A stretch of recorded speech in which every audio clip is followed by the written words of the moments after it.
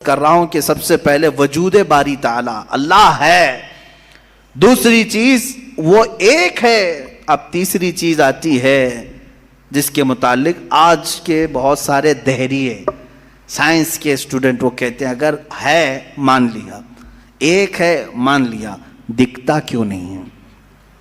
یہ بھی سوال ہے۔ ہمارا عقیدہ ہے نراکار ہے اور وہ آکار مانتے ہیں۔ بعض لوگ ان کے ہاں بھی ہے جو خدا کو نراکار مانتے ہیں کہ وہ نہیں دکھ سکتا۔ میرے عزیزو، یہ جن لوگوں نے ہم سے سوال کیا کہ پھر وہ دکھتا کیوں نہیں، وہ دکھتا کیوں نہیں، اس کے لیے میں جواب یہ بتاؤں گا کہ اگر انسان جس طرح سے آج پیدا کیا گیا، جتنی اس کے اندر کمزوریاں ہیں، انسان کی آنکھوں میں پورا کا پورا سورج نہیں سما پا رہا ہے۔ کڑی دھوپ میں سورج کو کیوں نہیں دیکھتے؟ وہ تو دکھ رہا ہے نا، تو دیکھو 1 گھنٹہ دیدار کرو، درشن کرو سورج کی، کیوں نہیں کرتے؟ نہیں کرتے آپ کے اندر تاب و طاقت نہیں ہے۔ سورج کروڑوں میل دور ہے، اس کو آپ پورے طور پر اپنی آنکھوں میں نہیں لے پا رہے ہیں، تو یہاں سے تم سب کو پتا چلا کہ میری آنکھیں کمزور ہیں، دنیا کی بڑی چیزوں کو میں سما نہیں سکتا۔ تو یہ تو سورج کے بارے میں کہہ رہا ہوں جو رب ذوالجلال کی ہزاروں نہیں کروڑوں تخلیقات میں سے ایک ذرہ ہے، اس ایک ذرے کو ہماری آنکھیں نہیں سما پاتی تو پورے کائنات کے خدا کو، رب ذوالجلال کی تجلیات کو کیسے سما پائیں گے؟ آنکھوں میں کیسے اسے سما سکتے؟ اسی لیے اللہ نے قرآن میں فرمایا لا یدرکہ الابصار، اس کو کوئی آنکھ گھیر نہیں سکتی۔ وہ کیوں؟ سوال بھی تو ہے کہ اگر گھیر لے آنکھیں، ہو کیا جاتا اگر اللہ کو دیکھ لیتے؟ تو اس کے متعلق فلسفی طور پر بھی اور اسلامی طور پر بھی میں بتاؤں، میرے عزیزو، عقیدہ ہمارا یہ ہے کہ اللہ، اس کا کوئی سائز نہیں، اس کا کوئی سائز نہیں، اتنا چوڑا، اتنا اونچا، اتنا لمبا، اتنا چھوٹا، یہ چیز ہے نہیں، ہم اس کو مان نہیں سکتے۔ تو جب آنکھوں میں تمہارے کوئی چیز آئے گی تو وہ سائز والی ہی آئے گی، کچھ تو سائز ہوگا اس کا، چاہے وہ 100 کلومیٹر والا ہو، اگر آنکھوں میں آ گئی تو سائز بن گیا، اور جس چیز کا سائز بن گیا وہ خدا ہو نہیں سکتا۔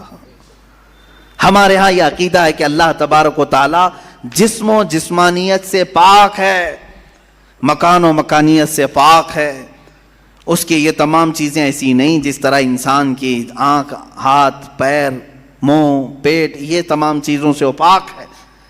وہ جیسا ہے وہ اللہ بہتر جانے، لیکن انسان کی دنیا میں آنکھیں اس چیز کو سما نہیں سکتی، اور جو چیز اس کی آنکھوں میں سما گئی وہ خدا ہو نہیں سکتی۔ اس کے لیے ایک فارمولا میری طرف سے لے کر کے جاؤ، جس چیز کو بھی دیکھا کسی نے دنیا میں سوائے رسول اللہ کے، میرے آقا صلی اللہ علیہ وسلم ایکسیپشن میں بتا رہا ہوں، حضور کو چھوڑ کر کے پوری کائنات کی بات کر رہا ہوں، جس نے کسی چیز کو دیکھا وہ خدا ہو نہیں سکتا۔ ام المومنین عائشہ صدیقہ نے بھی فرمایا ہے کہ جس نے بھی یہ کہا کہ خدا کو یہ دیکھا ہے ظاہری آنکھوں سے، کھلی آنکھوں سے، وہ سب سے بڑا جھوٹ بولا ہے، دنیا کا سب سے بڑا جھوٹ بولا اس نے۔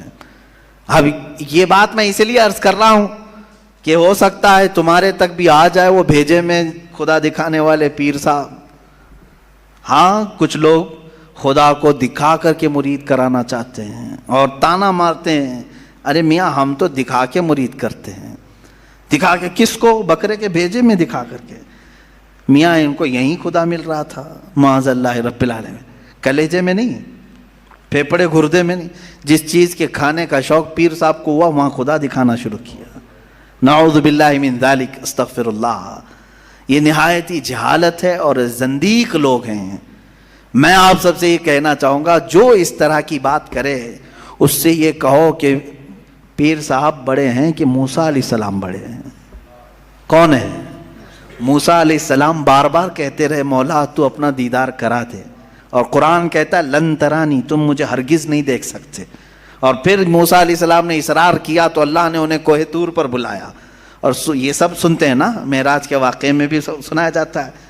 موسیٰ علیہ السلام کو سوئی کے ناکے کے برابر ایک تجلی دکھائی گئی، پہاڑ پورا جل گیا, آپ بے ہوش ہو کر گر پڑے, پیر صاحب ابھی بھی بے ہوش نہیں ہو رہے. موسیٰ علیہ السلام جلیل القدر پیغمبر ہیں, نبی ہیں, وہ تجلی ہلکی سوئی کے ناکے کے برابر کی نہیں دیکھ سکے. تو ان سے سوال کرو, آپ بڑے کہ موسیٰ علیہ السلام بڑے؟ آپ کے اندر اتنی پاور کہاں سے آ گئے؟ آپ پورے بھیجے میں دکھانے کی بات کرتے ہیں, نہایت ہی گمراہی کی بات ہے. میرے عزیزوں, میں یہ ان لوگوں کے بارے میں کہہ رہا ہوں جو اپنے آپ کو مسلمان کہہ کر کے ایسی باتیں کر رہے ہیں. باقی دوسرے ہوں تو ان کو چھوڑ دو, ان کا معاملہ الگ ہے.